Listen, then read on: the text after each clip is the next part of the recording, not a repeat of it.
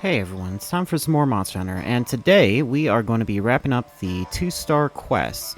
Now, I was saying last time that since we killed the Genprey, I couldn't remember if there was any other quests that needed to be done, and the last one looks like it is going to be the Leaders of the Genprey. I checked this rotation quest, and that is the only one available at this time, so it looks like we're going to have to kill 3 Gendrome. Besides that, let's hurry on up and get right into it. Check out my Patreon, linked in the description below if you'd like to become one of the mad lads, or ladies. Also, subscribe, please.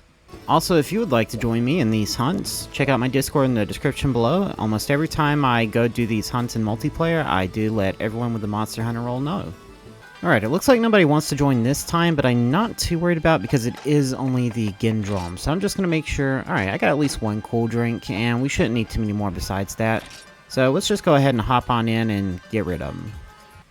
And something I have noticed that I'm pretty grateful about is that every day I get at least one new subscriber. And I know some people are like, oh, well, it's a subscriber, there's just, it leads to whatever, channel growth, I guess. But the way I've been thinking about, especially in the last, 10, 12 hours, is I have at least one new fan every day. Every single day, there's at least one person that's like, yeah, I like this guy's content enough that I just want to stick around and keep watching it. And honestly, that blows my mind. And I can't even begin to explain just how, or describe how grateful I am for, I guess, that privilege that, just knowing that every single day, there's at least one person that's like, I like this person's content so much. I want to be notified every single time he posts something new, and I want to keep up to date on his content. That is absolutely wild to me because I don't see myself as a, I guess, watchable person. I just talk into a microphone and play Monster Hunter, and, sometimes funny things happen, but still, it's just crazy. Oh. I can't say I can express this gratitude towards the Genprey. As is, even though we are in a multiplayer quest, it's pretty easy. Same as usual, just kind of stunlock Gendrome and stay around him and try not to get hit by the Genprey, and we should be alright. Really, I think this is their easiest iteration in any Monster Hunter game because in every other one, or most of the other ones, you can't exactly stunlock them.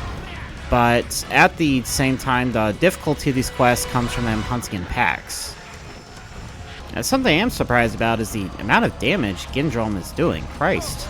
He gave me a little nibble and it took off like, I don't know, probably a good 20, no, maybe not 20, maybe about 15% of my health. Now, something you can exploit in these games is that whenever a monster flees, that's pretty much all they focus on is just kind of getting away.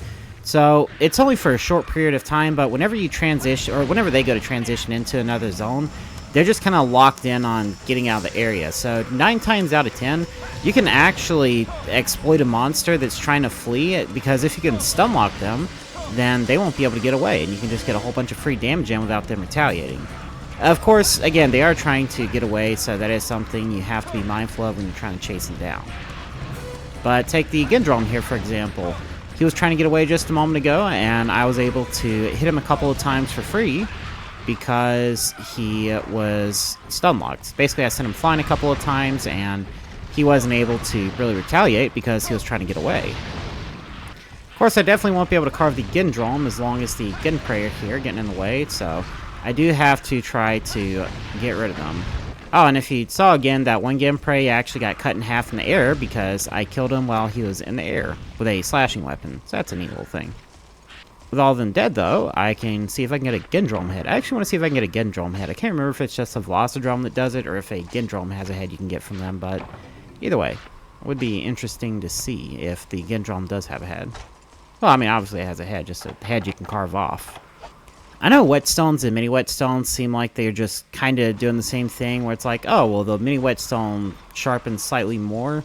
But as you get weapons with higher grades of sharpness, let's say we go to Monster Hunter Freedom or 2 or whatever, and it goes up to like purple sharpness. Now, I think that was Freedom Unite that introduced that. But either way, let's say we go up to that game. Well, once you go from purple down to like green, or God forbid even red, it's going to take like 2 full whetstones in order to get that sharpness all the way back up. So it's not super useful having a whetstone in this game, or at least multiple whetstones, in terms of like, having 20 at a time, but If you have a weapon that has like the highest grade of sharpness and you get it all the way down to red, it could take like at least too many whetstones in order to get it all the way back up. Now I am trying to remember where the Gendrome is supposed to spawn, but if I remember right, it's either here in area 4 or over in area 10. Yeah, there it is. Oh, didn't mean to do that. I meant to do a ration because my stamina is low. Oh, dodge. Something I didn't realize is it looks like the Genprey don't respawn over here in Area 4. So that's a neat little thing. As usual, though, whenever you are stun-locking monsters especially, something you do have to keep in mind is try not to let them get too far out of the zone. Because if they get into the loading zone and then they get killed and you need to carve them, well, you just missed out on the carve. Because whenever you get to their body, it'll take you out into the next zone. And of course, the body will stay there. It's just it'll be in the loading zone where it's completely inaccessible and without, I don't know, some sort of cheats that prevent you from going into the next zone whenever you go up to a loading area, you just won't be able to carve it. And I'm noticing this guy is getting my health down quite low. I wasn't really expecting that from Gendrome, but it's not too bad. I can still survive another 2 or 3 hits from this guy, and as long as I play smart, I shouldn't have to worry about that.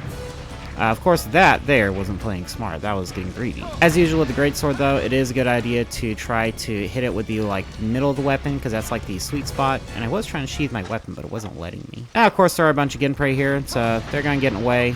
A good idea would be to try to get rid of at least some of them. I'm not sure if they do infinitely respawn here, but since it is Area 1, if I remember correctly, I believe they do. Or at least they respawn up to a certain extent. Now, I am taking them out pretty easily, so I'm going to say that most likely they don't respawn because I'm not seeing any yet. Yeah, I'm going to say don't respawn, which is really interesting because usually the prey enemies respawn with the drone enemies because if they don't, well, then you can just stun like the drones. Of course, whenever you're playing smartly. Oh, I heard a prey. Yeah, they respawn. This takes them a moment. Now, it looks like the Gendrome is already running away again to Area 3, so most likely we are pretty close to killing it. I would say another 3 or 4 hits probably, and hopefully it should be dead. But I could be wrong there, of course. Although with the Apsaros here, I'm going to want to get rid of them because they are definitely going to get in the way. Now that I think about it, I wonder why they haven't made any sort of alpha Apsaros enemy. Because really, these guys would be pretty great as an enemy. Especially conceptually. Just conceptually alone, they have a really neat design. Just basically a turtle and Kylosaur. And yeah, I'm digging it. I have always wanted I don't know, maybe a large herbivore type enemy, like, you know, Aptonoth, or Apsaros, or, I don't know, even a Kelby. Probably not a Kelby. Then again, Kieran probably covers the Kelby role pretty well. But that's what I was saying. As you can see, the Gendrome is trying to flee, so now I can effectively stun lock it and it won't retaliate. As long as I don't miss any of my attack. But I do have to be careful to not miss, and thanks to the camera, I missed. Of course, the Gendrome, being a pack hunter, doesn't like fighting alone, so as soon as you get rid of the enemies in the area, he tends to run off like a scared little baby. I'm not seeing it anywhere.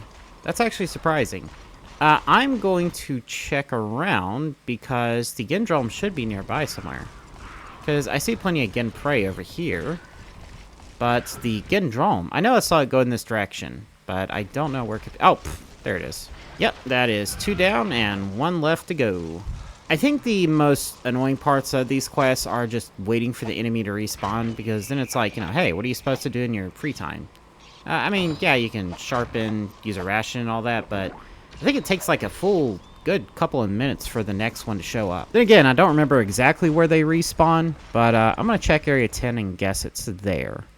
I do see a pack of Genprey over here, so I'm going to take this opportunity to thin them out. Alright, looks like that is most of the Genprey dealt with, and yeah, looks like the Gendrome does spawn over here. Specifically from that area over there, that little outcropping of the rocks. I am surprised at how quickly the Genprey are respawning, though. I wasn't expecting that for sure. So I'm going to see if I can try to thin them out a little bit, because with this many cramped up in such a small area, they are going to get in the way. Something I do think is funny about Greatsword in this earlier game here is that a lot of times for like packs of enemies, you kind of just swing the weapon around and hope they walk into it. Because, yeah, as a strategy, it is pretty effective. At least, again, with like really tight-knit pack groups.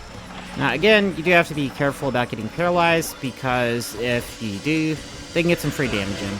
Especially if they do that jump attack at you, and my god, Gendrome is doing a lot of damage. Of course, one of the major downsides about fighting packs of enemies is that because you are hitting more enemies at once, then your sharpness does go down a lot quicker. So yeah, it does feel really, really good whenever you hit like 3 enemies at once, but just keep in mind, it makes your sharpness go down very quickly. And the lower your sharpness, the lower your damage. Well, I don't know if the damage itself goes down. I think the damage goes down slightly, but the weapon's ability to actually like hit the enemy without bouncing, that's what goes down sharply, I believe. Now, it does look like I am doing pretty well so far. This last one seems to be pretty tough. It's actually giving me a bit of trouble. Mostly because of all the Genprey in the way, but it looks like the Velocidrome is actually running. And something I forgot to do is use a cool drink because I didn't take into account this was a desert area. But yeah, if you didn't know, the Gendrome can actually come out here. I actually didn't know until I played a bit of Monster Hunter Frontier, because, like I said, I never really got far in this game. In single player, the first I ever got was Rathalos, and in multiplayer, the first I ever got was like a couple of the 2-star missions, but I never really went too much further past that. Of course, the major danger in this area is the Cephalos, because they will harass you from the sand. Especially if they do that charging thing like that, which just sends you flying. Very annoying. Although the Velocidrome backing himself up against the wall, it does help because I can actually try to stun lock him. Well, not quite. I don't have quite the skills and quite the corner to stun lock him forever, but you can get a couple of launches in there.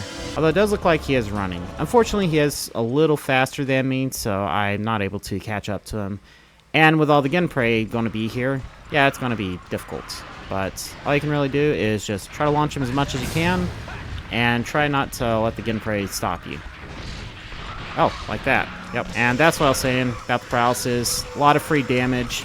The only way you can really get out of it is if the big monster, not the little monsters, but the big monster, does whatever launch attack it has. So for like the Gendrome, it'd have to jump like directly on you. As you saw, the little guys jumped on me, and I just kind of stayed there. So yeah, with all these guys in the way, it does make it pretty difficult, but I don't know. I do have a great sword, so I'll just try to swing it around everywhere and hope they kind of walk into it. Of course, on the flip side, they could just jump at me, and then, yeah, that wouldn't work. But thankfully, I did kill the Gendrome. I have been recording a while, though, so I'll probably make it just this mission for now. And I was planning on doing a second mission today, so I might save that for the urgent quest. Not a second mission, but a second video. As usual, though, kill the little monsters, because they'll just get in your way, prevent you from carving.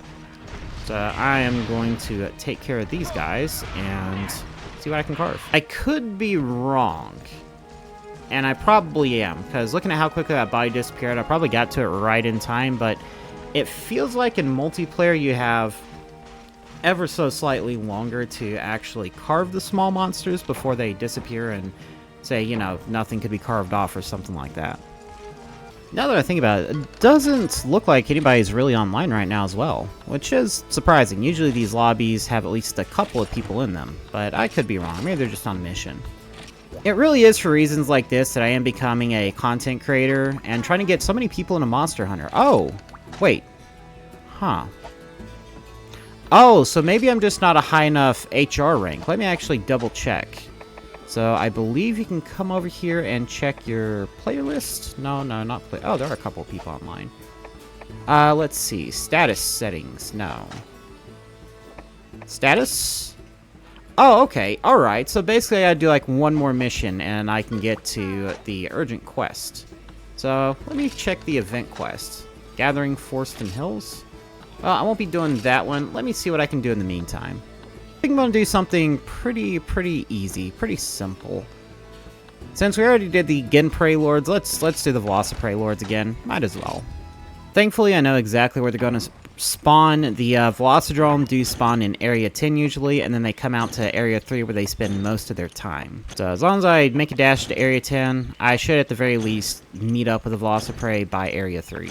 Honestly, I don't really know why I always get all the rations, because I don't really need them. At most, I should be grabbing like 4. And leaving the others in the box as a backup, but I don't know. Part of me always just wants to over-prepare, because it's like, oh, what if you need them? What if you decide to fight Rathalos, because you can actually handle him? Which, I probably cannot handle Rathalos right now. And I'm still wearing the chainmail folds and the chainmail pants. Now that I think about it, yeah, I should definitely upgrade my gear before I even get to HR3. So, I don't know, maybe not the next episode. The next episode's probably going to be the urgent quest, but after that, I really do need to grind Rathalos, because I start to grind Rathalos, and then I get sidetracked by something else, and it happens every single time. And then I'm like, oh, well, I might as well record. Oh, I might as well do this mission, just to get it out the way. So, you know what, before I even do the urgent quest, maybe I'll just make the next episode a Rathalos grind, just to get it out the way. Although I would need a party for that. So, here's the Velocidrome. You can just hit it once, it'll go flying, and then you can hit it again. Maybe it'll go flying? Yeah, it'll go flying. I've got it pretty much on lockdown now. My weapon does enough damage that it launches the Velocidrome every time, even if I do like the weakest sweep attack. So, yeah, it's pretty useful, pretty good, pretty easy. As long as I don't run into Rathalos, of course. And I was able to cut another prey enemy in half, that Velociprey that tried to attack me. I really should try to focus on draw slashes more, because I am trying to hurry up and finish this episode. So I should try to do as much damage to the drone as I can and just get out the way. Oh, didn't mean to do that. I meant to do a draw attack. Huh, that's interesting. If you look over there, the Velociprey seem to be having a bit of a hard time processing their lives.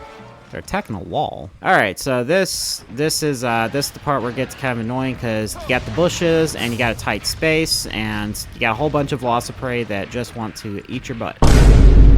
Wait. I don't know, just eat you. Don't take that out of context. Thankfully, the upside to this is I can kill the Velociprey in one hit, but they just don't stop respawning. So that is the downside. But I think if I kill them all, I should have at least a couple of seconds free to just, I don't know, heal or do what I need to do, and then roll the Velocidrome back down. I think I'm gonna do that. I'm gonna heal real quick. Yep, and just like that, that's 2 down. Or not 2 down, 1 down. And 2 more to go. I'll go ahead and use a mini whetstone though, because I have killed quite a few enemies with my greatsword, and as you know, the more attacks that you land, the faster your sharpness goes down. So yeah, if you hit a lot of enemies at once and you keep doing that, then it's a good idea to sharpen. If I remember correctly, it's like the desert with a little notch in the wall. That notch right there should be where a Velocidrome comes out. In the meantime though, I'm probably going to grab a few herbs just in case, but you can never be too careful. Alright, there is number 2. So same as before, just launch them again and again and again and again. Of course, Velociprey will start spawning, so we do need to be mindful of that. Oh, one of them actually managed to get me. So let's get rid of him while we can, before he becomes a problem. Oh, block. Wait, okay. I've always seen him as a little stoogey, because they do tend to launch and attack each other. At least the Velociprey specifically. The Genprey and the Gendrome have a much harder time doing that for some reason. It's like their attacks are just a lot more accurate. Although this Velociprey is nibbling on my shoulder, and I need to stop him from doing that. That's actually the second time the Velocidrome came from way over there. I wonder if I'm launching him that hard, or if there's like a bug that's causing him to just fly across the... Whoa!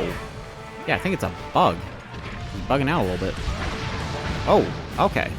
Unfortunately, I do need to heal, and I'm getting a little reckless. It's never a good idea to get reckless, because even with the weakest boss in the game, he can still manage to take you down with his pack enemies if you're not careful with your positioning. Although it seems like every time we do come over here, we gotta fight in a bush at least once. Not ideal. Always hated. People talk about Area 9 and how much that stinks, but seriously, just fighting in the bush. Come on.